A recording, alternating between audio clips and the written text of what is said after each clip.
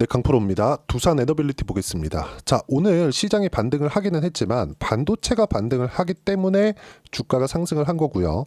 미증시도 뭐 크게 약하진 않았습니다. 근데 약한 이유가 발생은 했어요. 물가지표가 발표를 했는데 물가지표가 예상치보다 좀 많이 높게 나왔습니다. 그러면서 미국의 나스닥 선물은 급락하는 구간이 있었고 급락을 바로 되돌리면서 강세로 마감이 됐습니다. 거의 뭐 보합권에서 끝났다고 보시면 돼요. 근데 이런 과정 속에서 AI 관련된 기업들 있죠. 미국에서 AI 관련된 기업들은 모두 그쵸? 긍정적인 가격대로 끝났습니다. 근데 우리가 하나 보자고요. 물가지표가 나오면서 급락하는 구간이 있었습니다. 실제 제가 보여드리면 왜 제가 이런 미증시 관련된 이야기 그리고 한국에 있는 주식을 이야기를 하면서 미증시 관련된 이야기를 꼭 붙여서 이야기를 드리냐면 주식시장에서 강세를 보이는 종목군들 있죠. 두산에너빌리티는 이제 시작 구간에 있고 저는 이거 20만 원 넘어간다고 생각하고 있어요. 왜 그러냐면 미국에서 밀어주니까. 그리고 실제 이 정도의 시세를 낸 미국 기업이 있습니다. 그게 뉴스케일 파워예요. 그렇기 때문에 지금 2만 원대에 있을 때가 마지막 기회라고 보시면 되고 이 지금 어떤 이유에 의해서 타점을 잡는지 그걸 미국 시장에서 찾아야 되는 겁니다. 그래서 제가 미국 시장 그리고 시장 관련된 이야기를 계속 드리는 겁니다. 단순하게 자차트 이래요 어디서 지지 나와요 이딴 소리만 하는 뭐 이런 거는 전혀 중요하지 않다. 전혀 중요하지 않다. 보세요. 제가 하나 보여드릴게요. 알테오젠입니다. 알테오젠은 24년도에 빼놓고 이야기를 드릴 수 없어요. 자, 내용 보시면 9만 원부터 45만 원까지 올랐어요. 24년도 그 안 좋은 시장 상황 속에서도 왜 이렇게 올랐을까요? 앞으로 실적이 좋아지니까. 왜? 미국 시장에 상장돼 있는 머크 때문에. 그렇죠? 미국에서 모멘텀을 주는 회사, 기업만이 한국 시장에서 강세를 보일 수 있다는 겁니다. 그럼 두산에너빌리티는 뭐예요? 원전. 뭐가 필요해요? 전기. 어디서 필요해요? 미국에서. 그럼 미국에서 먼저 선제적으로 시세를 내야 되는 종목이 있어요. 그게 뉴스케일 파워예요. 그럼 뉴스케일 파워가 왜 올라요? 전기 부족 사태가 있으니까. 전기는 어디서 지금 많이 빨아가요? AI, 데이터 센터. 그리고 새벽에 나온 시스코 시스템즈의 실적이 있습니다. 실적이 어떻게 나와요? 시스코 시스템즈는 클라우드 그리고 데이터 센터와 연관이 되어 있습니다. 이쪽은 어디랑 연결된다? AI랑 연결된다. 전기가 많이 필요하다. 그렇죠? 그래서 지금 고가 매물 소화를 거치고 있는 중에 있는 상황에서 강세가 나오는 겁니다. 그러면 왜 미국 시장이 조정을 받았는지 그리고 그런 부분을 우리가 어떻게 이해를 해야 되는지 보겠습니다. 자, 나스닥 선물 지수입니다. 지금 시간이 19시 23분, 13일 19시 23분입니다. 자, 내용 보시면 자, 수요일이에요. 12일 날 어떻습니까? 딱 10시 반에 미국의 경제 지표가 일시적으로 다 나옵니다. 10시 반, 12시 요거는 뭐 그 날짜별로 달라요. 근데 10시 반에 중요한 경제 지표는 대부분 나옵니다. 자, 내용 보세요. 21,800포인트에서 21,500포인트까지 딱 15분 만에 꺾어버렸습니다. 왜? 물가 지표가 나왔는데 예상치를 상회했기 때문에 1.5% 정도의 하락세가 나온 겁니다. 딱 15분 만에. 미국 시장같이 탄탄한 기업들이 몰려있는 시장도 이렇게 급락이 나와요. 근데 바로 땡겨 올리죠. 왜 이런 상황이 나올까요? 보세요. 물가 지표가 높다. 금리 인하가 늦게 된다. 금리 인하가 늦으면 시장은 금리 인하를 예상해서 올라와 있는 폭을 그냥 바로 반납하는 거죠. 근데 본장에서 다 돌렸어요. 왜? 시장에 상장되어 있는 종목군들, 기업들의 실적이 좋으니까. 그리고 장 마감하고 시스코 시스템즈의 실적이 나왔는데 급등세. 그래서 지금 그쵸? 가격대를 버티고 있는 겁니다. 2월 말이 되면 엔비디아 실적이 나옵니다. 엔비디아 실적이 어떻게 나올까요? 당연히 좋아요. 왜? 아니 엔비디아에서 나오고 있는 GPU가 지금 전부 다 완판이에요. 마이크로소프트, 테슬라, 그쵸? 지금 뭐 아마존을 포함해서 클라우드를 지금 그 세계적으로 하고 있는 기업 모두는요. 데이터 센터를 짓는데 혈안이 되어 있고 여기엔 전기가 반드시 필수로 필요합니다. 그러면 이 필요한 구간에서 설계하는 쪽을 맡고 있는 건 뉴스케일 파워예요. 그럼 설계 이후에 그쵸? 원전을 짓고 기자재를 납품하고 이런 부분 어디서 맡아요? 두산 에너빌리티밖에 없다. 자, 24년 7월 달에 체코 원전 수주에 대한 내용이 나왔습니다. 그리고 최근에 뭐가 나왔죠? 한수원에서 슬로베니아 원전을 포기하겠다. 입찰도 넣지 않겠다. 왜 그럴까요, 이거는? 유럽이 메인이 아니라서도 그렇고 웨스팅하우스와의 장기간의 소송건으로 인해서 이쪽의 시장 지배력을 잃어버렸다고 판단을 한 겁니다. 그러니까 역량을 집중한다는 거예요. 미국에 가장 필요한 건 미국이니까. 근데 업무가 분단이 되어 있다는 겁니다. 업무에 대한 그 분장이 확실하게 되어 있다는 거. 이걸 지금 우리가 먼저 봐야 되는 쪽이 어딥니까? 반도체예요, 반도체. 반도체 미국에서 설계하죠. 엔비디아도 반도체 설계입니다. 그 설계한 걸 어디로 가요? TSMC로 갑니다. 대만이에요. TSMC에서 뭘 해요? 지금 삼성 파운드리랑 TSMC랑 하는 일이 같거든요. 근데 삼성 파운드리에서 TSMC 쪽으로 지금 너무 그 격차가 벌어져 있는 그런 상황입니다. 그러면 이렇게 격차가 벌어져 있는데 고성능 반도체를 생산할 수 있는 유일한 기업이 TSMC예요. 지금 그 역할을 하고 있는 게 두산 에너빌리티입니다. 원전에 대한 TSMC는 두산 에너빌리티다. 자, 이거 아까 전에도 제가 말씀드렸지만 이제 시작입니다. 이제 시작이에요. 그리고 우리가 하나 봐야 될 거는 뉴스케일 파워의 주가입니다. 제가 보기 쉽게 네이버를 기준해서 이야기를 드릴게요. 자, 보시면 자, 뉴스케일 파워 주가입니다. 어떻습니까? 자, 24년도 그쵸? 3월달부터 시작해가지고 한 2달러, 3달러 정도부터 30달러까지 상승을 했어요. 이렇게 1년도 안 돼서 이렇게 많이 상승을 했는데 이 정도 조정 당연히 있어야 되죠. 그쵸? 아까 전에 제가 보여드렸잖아요. 미증시도 어느 정도까지 조정을 받는다고. 그럼 이 조정 구간을 지나고 나서 어떻게 될까요? 새로운 시작점이 열리고 이때부터는 실적 확인 과정이 필요합니다. 그게 저는 25년도 말이라고 생각을 합니다. 뭔가 특별한 내용이 존재한다. 어떤 문제가 발생한다. 어떤 상황이 이런 거는 전혀 고려 대상이 아닙니다. 그리고 이걸 보셔야 되는 게 바이든 때는 왜 SMR이 급등세를 보였을까? 이걸 보면요. 친환경 에너지 그리고 전기 부족 사태가 계속해서 있었기 때문에 그렇습니다. 데이터 센터가 23년도를 기점으로 굉장히 큰 폭으로 확장되기 시작했거든요. 근데 트럼프 때도 그쵸? 바이든이 했었던 모든 거를 부정을 하는 게 트럼프의 특기 아닙니까? 근데 트럼프도 원전을 지원합니다. 왜 그럴까요? 왜 그래요? 왜? 전기 부족 사태에 값싼 에너지를 계속 사용할 수밖에 없기 때문에 트럼프는 무조건 값싼 에너지를 사용을 해서 에너지 패권을 미국으로 가지고 와야 된다. 그래야 중국과의 싸움에서 이길 수 있다. 혈안이 되어 있어요. 그리고 지금 계속해서 그 얘기가 나오죠. 지금 미국에서 뭐 상호관세 오늘 발표를 합니다. 상호관세 관련된 이야기 계속 나오고 관세를 뭐 제가 딱 비교해서 말씀드릴게요. 여기 딱 미국이 있고요. 위에는 캐나다, 아래 멕시코가 있죠. 관세 두 개 딱 같이 때립니다. 딱 때리고서 자 니네 올려봐. 그럼 나도 같이 올릴 거야. 이러고 있어요. 근데 뒤에 봤더니 멕시코는 낮춰주고 캐나다는 안 낮춰줘요. 그러면 관세를 만약에 미국이 똑같이 20%씩 다 띄운다고 쳐봐요. 전 세계적으로 다 때렸다고 딱 쳐보겠습니다. 그러면 전 세계에서 들어가는 비용이 미국으로 흘러 들어가겠죠. 근데 그러면 다른 나라에선 다 똑같아지는 거예요. 그쵸? 경쟁력상 문제가 될 게 없으니까. 근데 멕시코만 딱 줄여주네. 그쵸? 왜? 그러면 전체적으로 다 경쟁력이 약화된 상태에서 미국은 압도적인 1등이니까 빼놓고 똑같아진 상황이잖아요. 근데 여기서 멕시코만 딱 낮춰주면 멕시코만 이득이죠. 이런 상황이 발생하는 겁니다. 그쵸? 무슨 얘기냐면 트럼프가 지금 관세를 매기는 그 상황에서 목적이 아니다. 수단이다. 뭔가. 그러면서 트럼프가 무슨 얘기를 했느냐? 딱 한마디 했습니다. 멕시코가 가지고 온 건 마음에 들었어. 캐나다 너네 갖고 와봐. 그쵸? 관세 낮춰줄게 그러면. 갖고 와봐. 이 얘기를 한 겁니다. 미국인들 입장에선 얼마나 통쾌할까요? 그쵸? 그냥 말 몇 마디에 그냥 다 휘어잡고 있잖아요. 근데 여기서 부작용이 발생할 수 있다는 게 물가예요. 근데 그 물가 지표가 딱 나온 겁니다. 어저께 10시 반에. 10시 반에 나오니까 물가가 확 튀어버렸네. 근데 기대 인플레이션이 금요일날 튀었기 때문에 물가가 튈 거라는 건 어느 정도 예상이 가능했습니다. 근데 나오고 나니까 나스닥이 1.5%가 딱 빠져버려요. 본장 열리니까 또 올립니다. 왜 올려요? AI 관련주들이 강세를 보였으니까, 데이터 센터 관련주들이 강세를 보였으니까. 그럼 뭐가 필요해요? 앞으로 1차 산업, 전기. 그리고 이 상황에서 트럼프가 당선인 신분이었을 때 처음으로 통화에서 한 말은 한국의 조선 그리고 원전 이쪽, 그쵸? 도움이 필요하다. 그리고 조선은 하나오션 같은 거 폭등세가 있었고, 저는 1월 달에 한화오션으로 57%의 수익 구간을 만들어냈습니다. 근데 싸게 사지 않았어요. 어떻게 매수했는지 제가 이야기를 드릴 거고, 그리고 지금은 두산 에너빌리티의 상황이 나올 겁니다. 왜? 가격 반영이 됐으니까. 외국인이 어느 정도 매수한다, 이 중요하지 않아요. 시세가 반영했고 시장이 인정하고 있다가 중요한 겁니다. 이제 시작 구간에 있고 지금부터 그쵸? 빠르면 다음 주에도 20%짜리 장대 양봉이 나올 수 있는 구간이 나올 거고요.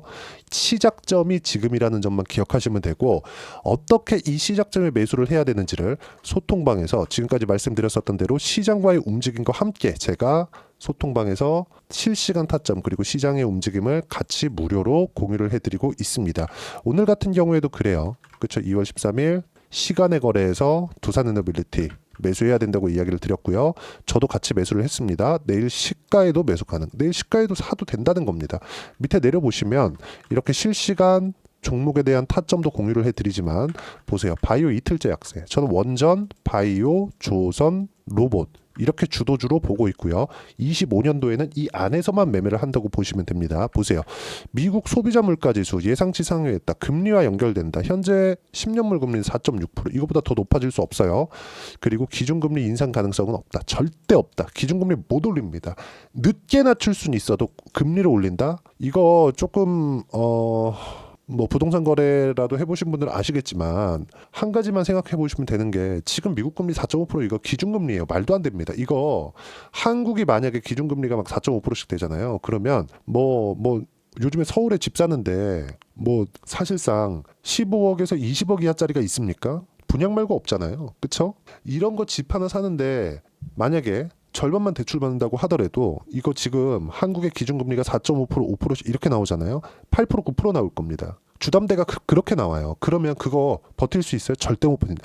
미국 같은 경우도 마찬가지입니다. 지금 엄청난 이 고금리 구간에 있기 때문에 금리를 더 이상 높일 수 없다는 거고 금리를 높임으로 인해서 성장률을 깎아먹는 짓을 절대 하지 않을 거다. 단지 늦게 낮출 것이다. 그러면 금리 관련돼서 조정을 받았을 때 그쵸 매수 구간을 잡을 수 있다는 거고 그 내용에 대해서 제가 풀이해서 이야기를 드리는 겁니다. 기준금리 인상 가능성은 없다. 바이오는 매수 기회. 그리고 원전은 두산에너빌리티 25,000원의 근접 신고가 시세 시작점에 있다. 모든 시세는 신고가부터 시작을 한다. 고가 공략을 할 수 있어야 되고 그 고가 공략에 대한 부분을 소통방에서 무료로 진행하고 있으니까 구독과 좋아요 눌러주시면 무료 입장 가능하고요. 댓글도 하나씩 달아주시고 입장 링크를 공유해 드릴 수 있게 여기 010-8713-1916으로 구독이라고 문자 보내주시면 소통방 입장 링크 순차적으로 공유를 해드리도록 하겠습니다. 두산에너빌리티를 포함해서 원전 관련된 종목군들 그리고 바이오 종목군들 그리고 반도체 종목군들까지 어떤 식으로 매매를 해야 되는 건지 그 부분에 대해서는요. 실제 제가 매매한 성과에 대해서 이야기를 드리는 겁니다. 알테오젠입니다. 그쵸? 이게 실제 제 계좌입니다. 매매하는 거 보면 어때요? B가 매수고 S가 매도예요. 돌파하는 구간 계속 매매하죠. 그리고 쉬었다가 1월달, 2월달 가면서 돌파하는 구간. 지금도 15%대 수익 구간에 있고 여기 보시면 30%대 수익 구간. 언제 나온다? 신고가. 두산에너빌리티 지금 뭐예요? 신고가. 이 부분 반드시 기억을 하셔야 되고 이 모든 내용들은 소통방에서 무료로 공유를 합니다. 자 그러면 두산에너빌리티도 한번 보시죠. 두산에너빌리티 보시면 제가 지금도 4회째 매수를 하고 있습니다. 그렇죠? 분할 매수를 계속 하고 있다는 거고 이쪽 구간에서도 어때요? 매수 구간 계속 잡죠? 지금도 마찬가지죠? 그렇죠? 매수 구간을 상승하는 구간을 확인하고 매수를 해야 된다. 그랬을 때 수익 구간이 발생을 한다는 점. 자, 내용 보시면 원전하면 빼놓을 수 없죠. 우리 기술입니다. 자, 내용 보시면 어떻습니까? 상승하는 구간을 정확하게 공략한 결과 23% 수익 구간. 그렇죠? 반도체 한번 볼까요? 태성입니다. 그쵸? 조회 눌러가면서 보여드릴게요. 어떻습니까? 그쵸? 상승하는 구간을 공략한 결과 단기간에 50% 수익 구간. 그쵸? 어떤 종목이든 신고가 구간 이후에 강세가 나온다는 점 그리고 그 모든 내용들은 소통방에서 무료로 공유를 해드리고 있으니까 구독과 좋아요 눌러주시고요. 댓글 하나씩 달아주시고 여기 010-8713-1916으로 구독이라고 문자 보내주시면 소통방 입장 링크 순차적으로 공유를 해드리도록 하겠습니다. 가격만큼 중요한 게 없고 가격에 대한 이해가 되어야 됩니다. 그래야 이런 정도의 50%씩 이렇게 수익 구간 만들 수 있고요. 그리고 이 내용에 대해서 제가 하나만 더 보여드릴게요. 자, 한화오션입니다. 자, 내용 보시면 어때요? 상승하는 구간을 정확하게 공략한 결과 50%대 수익 구간. 꾸준하게 만들어가고 있습니다. 1월달 이야기예요. 이 모든 내용들을 소통방에서 무료로 공유하도록 할 테니까 이 번호로 구독이라고 문자 보내주시면 제가 입장 링크 공유해드리도록 하겠습니다. 자, 그럼 가격에 대해서 어떤 식으로 이해를 해야 될지 그 부분은 여기 두산 에너빌리티의 단기 보유 전략, 단기는 2주입니다. 2주 동안 내가 어떻게 수익 전환을 시켜야 되는 건지 그 부분에 대해서고, 2주 안에 수익 전환시키기 위해서는 가격에 대한 이해가 필요하고, 가격에 대한 이해가 되어 있어야지만 주도주 그리고 신고가에 대한 파악이 가능합니다. 이 두 가지 내용도 제가 무료로 공유를 해드리도록 할 테니까 구독과 좋아요 눌러주시고요. 010-8713-1916으로 두산 에너빌리티라고 문자 보내주시면 단기 가격 전략 함께 공유해드리도록 하겠습니다. 1월 달에 제가 분명히 말씀드렸었던 건 종목 장세가 나온다. 하지만 종목 장세가 나오는 과정에서 우리가 봐야 되는 건 딱 하나다. 가격. 그렇죠? 그러면 두산 에너빌리티 앞으로 주도주입니다. 100% 확신합니다. 그리고 20만 원 이상 올라갈 수 있어요. 이 가격대에서 다른 종목군들과 연계를 어떻게 시켜야 되는지 딱 한 종목만 준비를 해놨으니까 영상 끝까지 시청하시고요. 모든 분들이 성공 투자하셨으면 참 좋겠습니다.